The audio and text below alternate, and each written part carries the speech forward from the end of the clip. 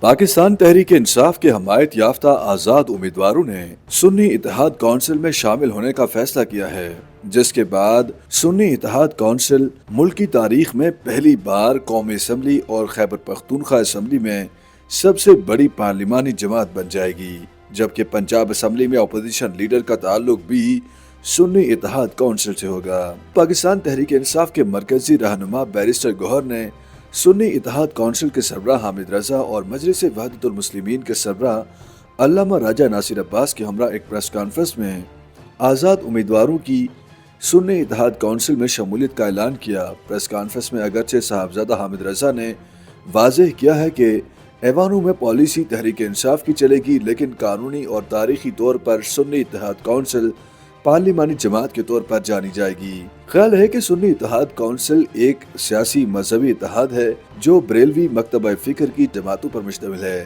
یہ اتحاد 2009 میں قائم کیا گیا تھا۔ اس وقت اس کے چیئرمین مولانا صاحبزادہ فضل کریم تھے۔ جب سنی اتحاد کونسل بنائی گئی اس وقت اس میں جماعت اہل سنت، مرکزی جمعیت علماء پاکستان، عالمی تنظیم اہل سنت، سنی تحریک، نظام مصطفیٰ پارٹی، مرکزی جماعت اہل سنت، اتحاد المشائخ پاکستان، انجمن طلباء اسلام، انجمن اساتذہ پاکستان جیسی جماعتیں شامل تھیں۔ اس کے موجودہ سربراہ صاحبزادہ حامد رضا ہیں۔ اب یہ جماعت دو دھڑوں میں تقسیم ہو چکی ہے۔ ایک دھڑے کی سربراہی سید محمد محفوظ مشہدی کر رہے ہیں، جو IJI کے پلیٹ فارم سے قومی اسمبلی کے رکن بھی رہے ہیں۔ اس اتحاد کے بانی موجودہ سربراہ صاحبزادہ حامد رضا کے والد صاحبزادہ حاجی فضل کریم تھے، جن کا تعلق ایک زمانے میں جمعیت علماء پاکستان سے تھا۔ تاہم جب یہ جماعت مختلف دھڑوں میں تقسیم ہونا شروع ہوئی تو صاحبزادہ فضل کریم نے اپنی الگ جماعت منظم کی۔ صاحبزادہ فضل کریم مسلم لیگ نون کی قیادت کے ساتھ اتحادی تھے۔ اسی اتحاد کی بنیاد پر وہ 1993 اور 97 کے انتخابات میں صوبائی اسمبلی اور 2002 اور 8 کے انتخابات میں رکن قومی اسمبلی منتخب ہوئے۔ وہ 1997 سے 1999 تک شہباز شریف کی کابینہ میں صوبائی وزیر اوقاف بھی رہے۔ انہوں نے سن 2002 میں مسلم لیگ نون کے ٹکٹ پر قومی اسمبلی کی نشست پر پہلی بار کامیابی حاصل کی، پھر اسی نشست پر 2008 میں بھی کامیاب قرار پائے۔ تاہم 2013 کے انتخابات کے لیے نون لیگ سے اختلافات کے باعث وہ پیپلز پارٹی اور مسلم لیگ کاف سے سیٹ ایڈجسٹمنٹ کے لیے کوشاں تھے، لیکن جگر کے عارضے میں مبتلا ہونے کے بعد صاحبزادہ فضل کریم 15 اپریل 2013 کو فیصل آباد میں انتقال کر گئے تھے۔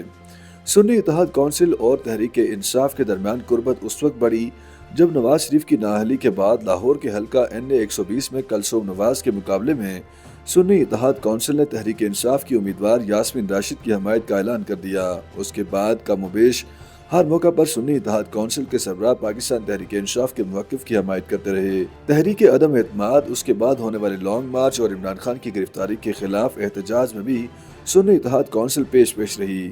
سنی اتحاد کونسل الیکشن کمیشن میں رجسٹرڈ جماعتوں کی فہرست میں 103 نمبر پر ہے اور اس کا انتخابی نشان گھوڑا ہے، لیکن حیران کن بات یہ ہے کہ اس جماعت کے واحد منتخب ہونے والے رکن قومی اسمبلی صاحبزادہ حامد رضا نے خود آزاد حیثیت میں الیکشن لڑا۔ انہوں نے فیصل آباد کے حلقہ NA 104 سے سابق قائد حزب اختلاف راجہ ریاض کے بیٹے دانیال احمد کو 36,000 کی لیڈ سے شکست سے دوچار کیا۔